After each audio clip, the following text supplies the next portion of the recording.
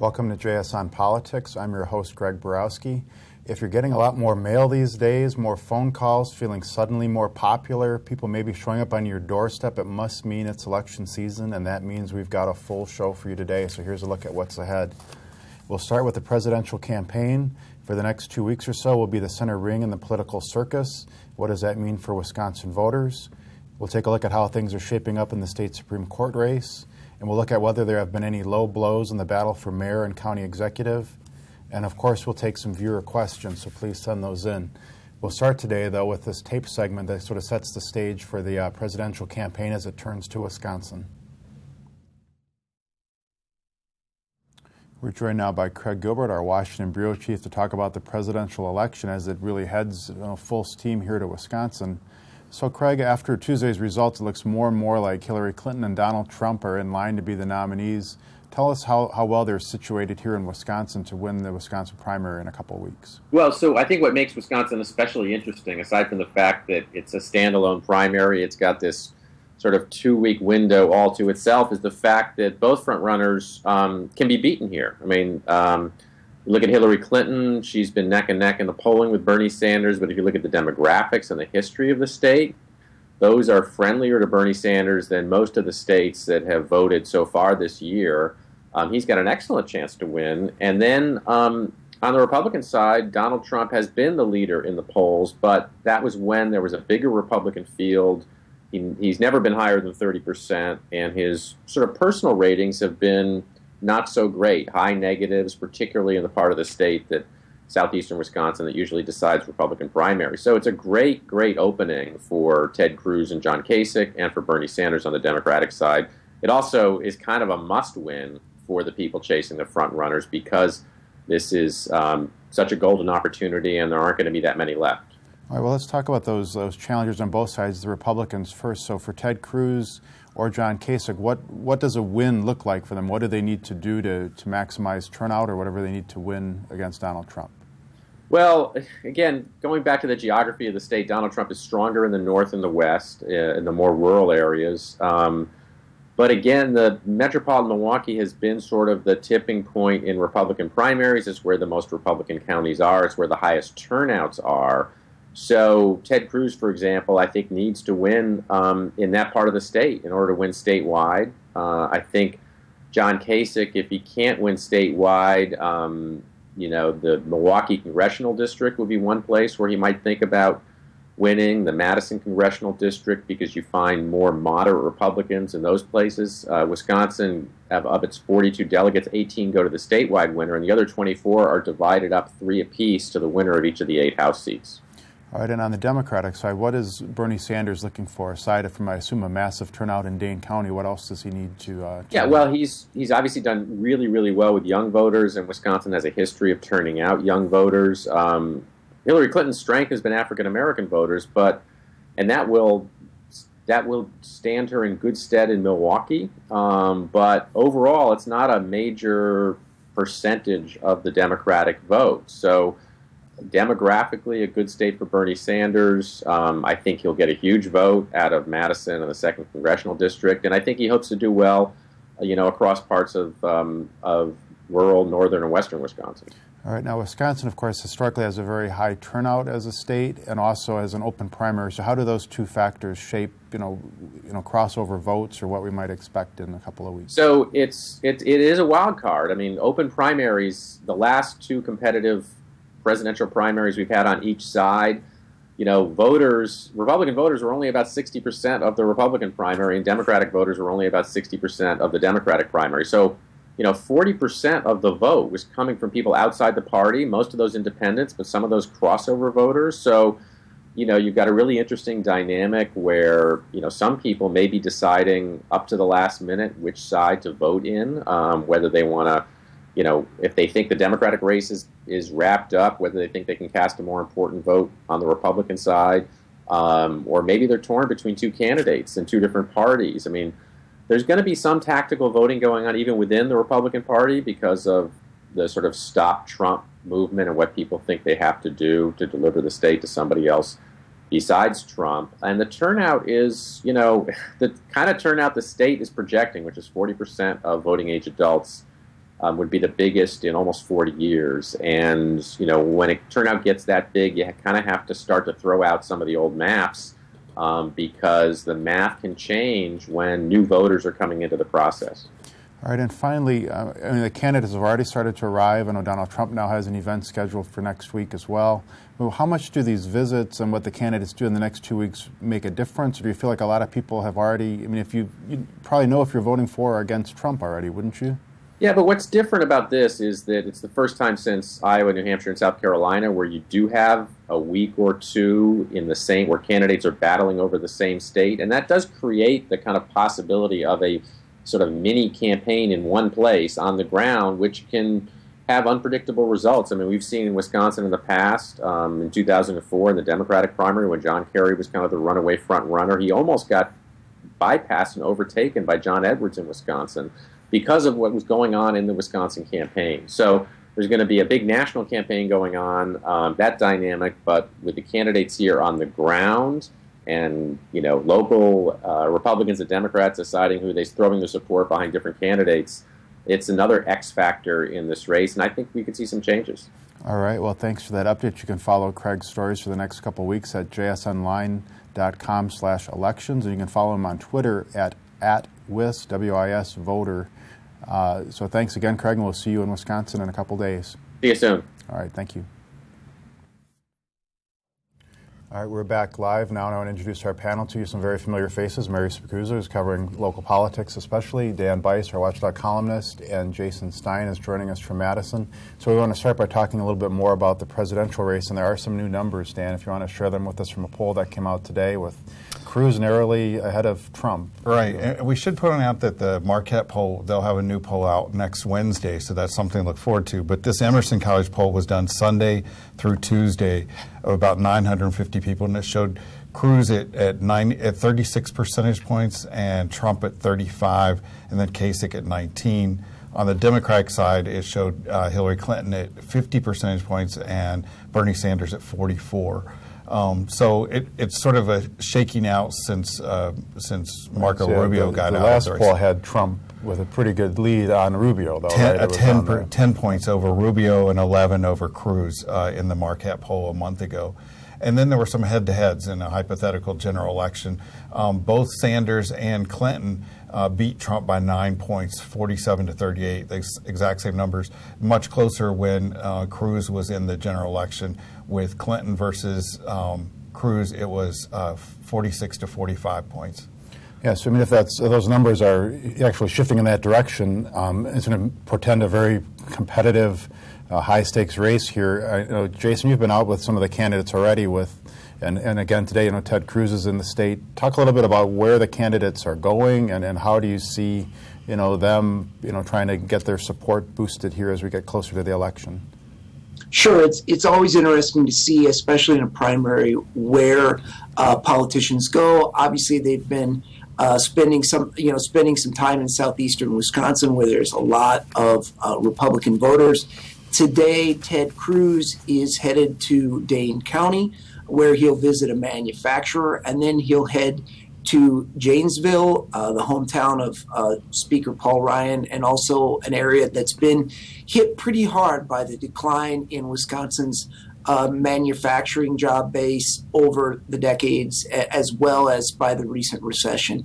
And then on Tuesday, Trump himself will be in Janesville, which will be very interesting given that just yesterday, Speaker Ryan made a very impassioned call for politicians to raise their game in terms of how they talk about politics and elections. And, so far we haven't seen any effect of that speech. We'll get to that in a minute. But first, Mary, the polling numbers there's still a good chunk of undecideds for Republicans. We have an interesting situation in Wisconsin with, basically 2 weeks between, primaries and significant races. So we'll see a lot of these guys. Is this a good opportunity for Cruz and Bernie Sanders on the other side to score a win potentially? I think so. There is a vocal group of the Never Trump, Stop Trump Republicans here who are really mobilizing in support of Cruz. You've seen conservative blogs calling on Governor Walker to endorse Cruz. Cruz, is here. Walker has said that he's not planning on endorsing this week, that if he does, he would endorse next week. He did say that there are 2 of the 3 candidates he's more closely aligned with, and clarified that was Cruz or Kasich.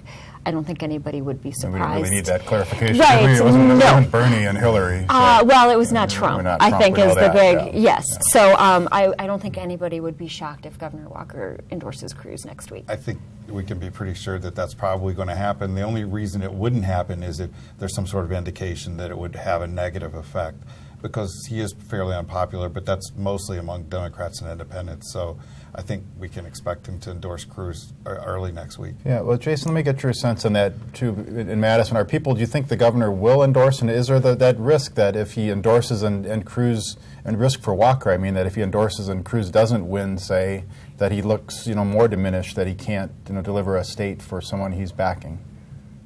There's always that chance, and obviously Donald Trump, it takes no prisoners when he criticizes his opponents, and Walker would probably come in from some criticism from Trump. But, look, on the one hand, Trump's supporters are specifically picking somebody that's not a politician and are not necessarily going to listen to a career elected official like the governor.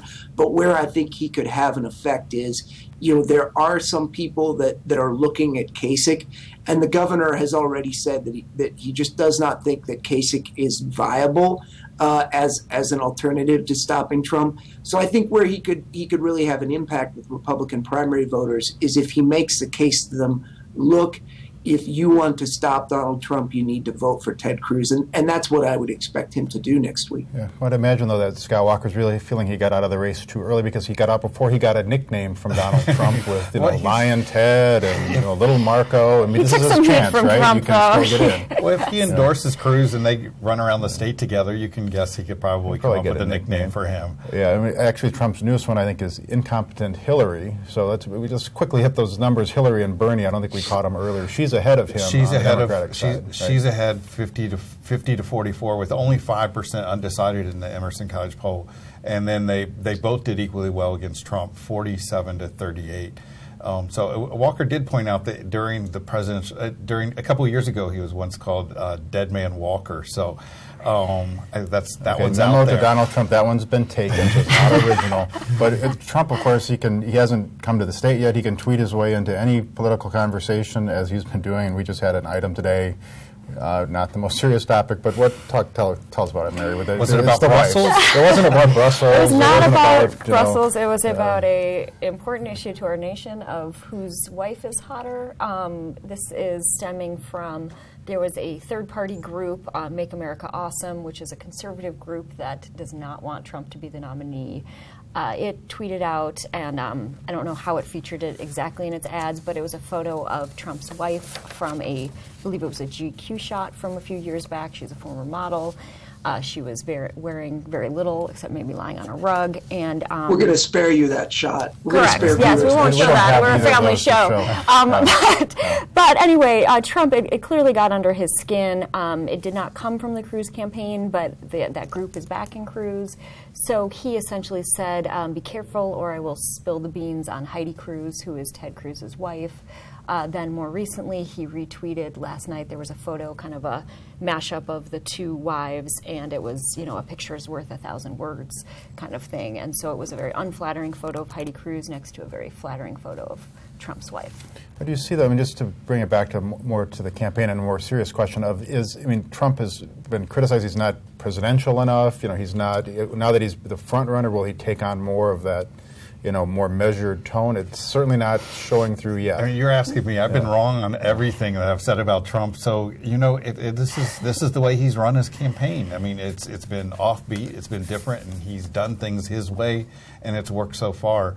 Obviously, the dynamics have changed since we've gone from 15, 16 candidates down to 3 right now. But I don't see Trump changing from being Trump, even if he is the front runner right now. I would also just add to that obviously we have life and death issues in this campaign as highlighted by the attacks in Brussels. And, we're going to continue to cover those as a media organization. But I think it's also important to highlight when there are those issues that the candidates could be talking about, I think it's also worth highlighting for voters when they choose not to talk about those life and death issues. All right. Well, let's shift topics here to the state Supreme Court race. And Jason, we'll start with you to talk about that race between Justice Bradley and Joanne Kloppenburg, an appeals court judge. One note that came out this week, the Milwaukee Bar Association did its regular or survey of its members. Rebecca Bradley did not come off very well in that admittedly small pool of lawyers. She had received 138 not qualified votes to 120 qualified, whereas Joanne Kloppenburg scored 203 qualified, 48 unqualified. Is there any takeaway here, Jason, in terms of who the legal community is supporting or views strongly in a race like this, and how that can affect the result? I think Justice Bradley pointed out that the election is not going to be decided by a couple hundred lawyers in the Milwaukee area. It would be interesting to see if those numbers would be any different at the state level. Obviously, Milwaukee County has been, although it's someplace where Justice Bradley has served as an attorney and judge, it's also, let's face it, a place where Democrats and liberals tend to do better than Republicans and conservatives. So, I would not expect that to have a huge impact on voters, but obviously the views of practitioners of the law, some people may take those into account. All right, let's talk about some more things in that race, Mary. So one of the stories we have out today is just a short item on property taxes and who took a credit. Justice Bradley took 2 credits on 2 properties she owns. She's only supposed to take 1. Minor mistake. Is this a challenge for her? Does this pop up again in an ad? How do we see a story like that? I wouldn't be surprised if it pops up in an attack on her. It wasn't a huge amount of money, but it is, obviously judges are held to a high standard. They're expected to follow the law, and the law says that you can only take out a credit on, I believe, 1 property, and it's your primary residence. So, I don't know that it'll be front page news across the state, but I do think it might come up in the race. All right. And Jason, let me ask you on some of the outside spending in this race. There's another ad out now by the group, the Wisconsin Alliance for Reform, which is hitting Kloppenburg on her ruling on a case involving Sure. a drunken driver. Can you tell us a little bit about that and Sure. and whether these things have an effect when voters see them? The one other thing I would say on the property taxes is, this was not a case where Justice Bradley did not pay her property taxes. She paid a little bit less than she owed. Our newspaper pointed that out, and she, promptly responded that she was paying it. So I just wanted to make that addition. As far as Judge Kloppenburg, even though the Supreme Court doesn't necessarily focus all of its time on criminal cases, candidates for the Supreme Court tend to focus a lot of their time on criminal cases. Judge Kloppenburg has said that I think it's 85% of the time she's ruled with prosecutors. But this one ad is focused on a time in which she ruled with a unanimous appeals court that the trial of a driver that had struck a pedestrian should not include that he had taken methadone shortly before hitting the pedestrian. The reasoning that the judges used in that case was that there hadn't been time for the drug to enter the driver's bloodstream and impair his driving. All right. Well, we'll leave the discussion on the Supreme Court race there. I know, Jason, you're off to cover the candidates, so you can follow Jason's story later this afternoon at jsonline.com. And with that, we're going to turn to the local races. And Dan, I want to ask you about the county executives race. There's new numbers again on how much the imbalance of spending is growing even more imbalanced. Right. In the primary, Chris Abley had spent about $2 million on the race, and Chris Larson, his opponent, spent a little over $100,000, so about a 20 to 1 ratio between the two, and still Larson finished slightly ahead of Abley, and the spending hasn't changed. I wrote today that Chris Abley has bought about $500,000 worth of airtime, and that doesn't include making the ad and all the other things associated with it. That's just on the 4 local networks, and by contrast, Chris Larson has spent about $10,000, so $500,000 to $10,000, and Abley's out with his third attack ad. This one on taxes. It's actually taking some of the things that Chris Larson said on this show and trying to highlight those things. Larson says that his views are being distorted. But it's pretty much the things that he's talked about, though, were raising the sales tax, being open to. It's a little bit complicated what he said. He said he wants to raise the sales tax by one cent, and that he'll use that to cut property taxes. But in the meantime, before that happens, he will raise property taxes in line with the rate of inflation. So their ad says that he wants to raise both taxes, which is, I guess, technically true. But it also is very dependent on Larson, if he wins, getting a sales tax increase through the county.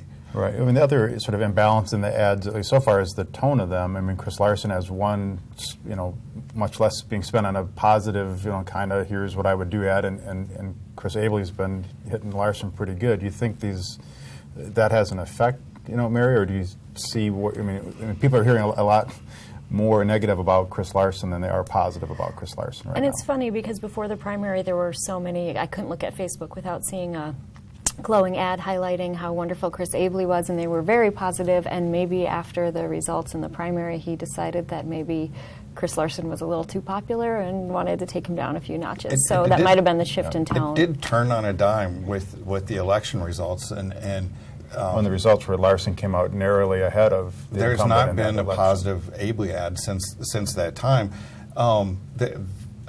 And some people have been a little confused about the direction, but we heard about a poll just recently, a private poll that was done that shows that Abley is picking up ground. So maybe they are being effective, but all of these ads tend to place Abley, who's more of the moderate Democrat, to the left of Larson.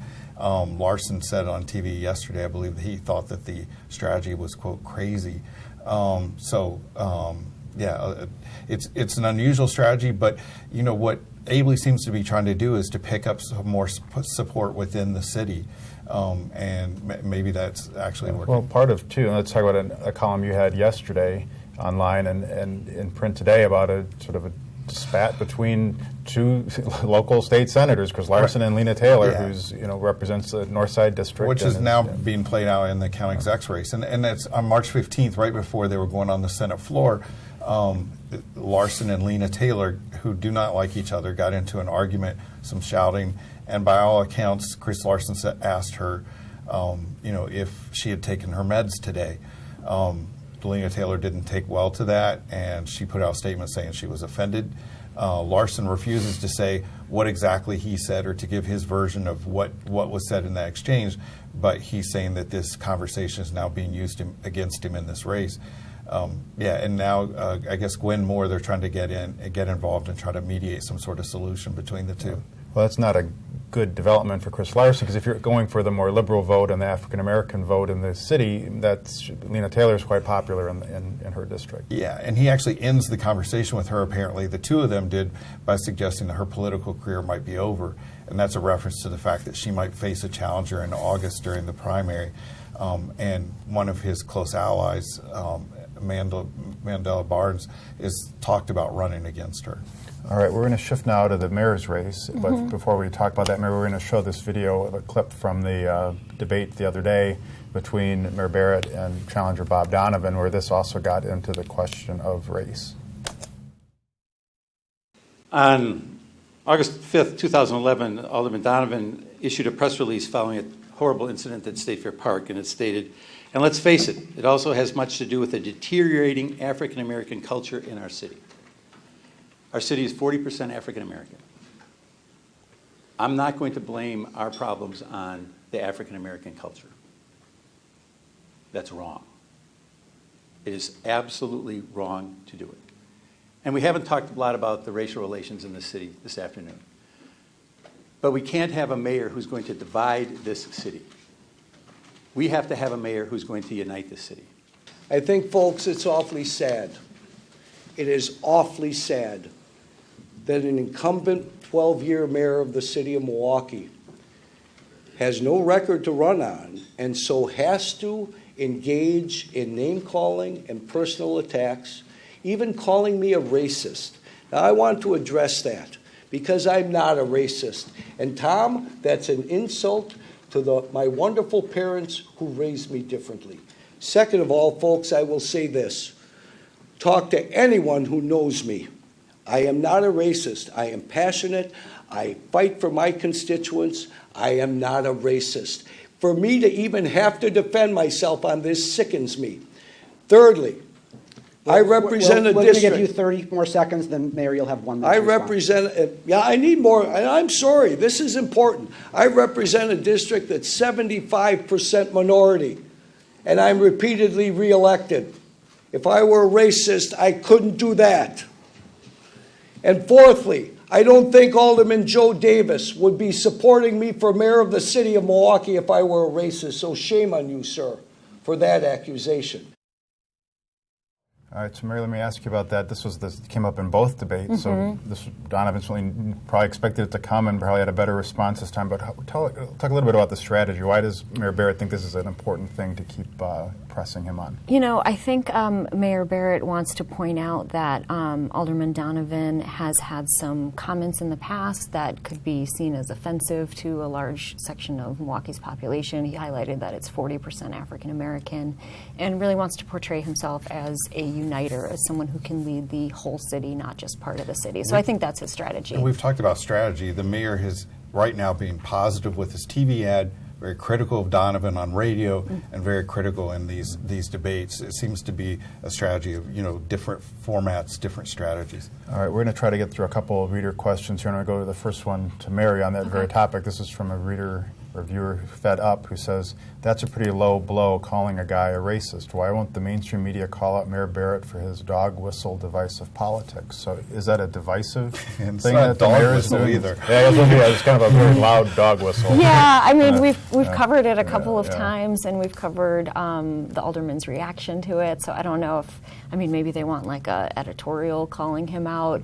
But it's interesting because Mayor Barrett read from the press release, and it was actually Alderman Donovan who kind of was the first one to drop the R word and say that it was racism. Obviously, that was the message that Mayor Barrett was conveying. But I don't know if it's dog whistle if he's on a debate stage saying it. We have also heard about some private polling that suggests that Mayor has surged and that he's gained a lot of support in the black community. It could be that he's raising that issue to continue the momentum in that direction. Let me ask this question to Dan. This is from Betty, who says, why does everyone keep saying Bernie Sanders does not have a chance? Can't the superdelegates change their minds? They can, but most of the superdelegates have said that they support Hillary Clinton. So you have about 700 of them, superdelegates, and there are 2,300 total delegates that she needs to win. So sure, they could change their minds, but right now they've said that they support Clinton. Yeah, another challenge, I think, for Bernie, though, is he's in the spot that Hillary Clinton was 8 years ago in terms of unable to make up that gap. It's so hard the way the Democrats have it set up. And it's a little bit unusual because in the polling he's so close to her, but in the delegate count he follows pretty significantly. All right, I have a separate question for us, the most important one of the day. So does Wisconsin beat Notre Dame on Friday? And do they go to the Final Four for the third consecutive year? Last year putting you on the spot. I know last year on the NCAA tournament, I was 0 for 4. I'm going to say Dan Bice. I'm taking Notre Dame then. Okay, he's taking Notre Dame. Mary? I will say that Wisconsin will win and go to the Final Four again. I think the real question is, will God let Notre Dame lose on Good Friday? And put yourself on that. I'm going to say that Notre Dame will pull it off. I don't think the Badgers have quite as much talent this year. And you say Final Four? All the way to the Final Four? All the way, yes. That's my prediction. She's hoping we'll burn the tape if it doesn't work out. All three be Hopefully wrong. I'm not jinxing them, but yes, I think they will. Yeah. All right, well, we'll leave it there for today. We'll check back next week to see which one or both of us is right on this particular Hope I'm not point. jinxing them. Mary is to blame, Badgers fans, if they lose. And in the meantime, please follow our coverage at jsonline.com. We'll have plenty of coverage of the candidates as they're in and out of the state for the next couple weeks. See you next week.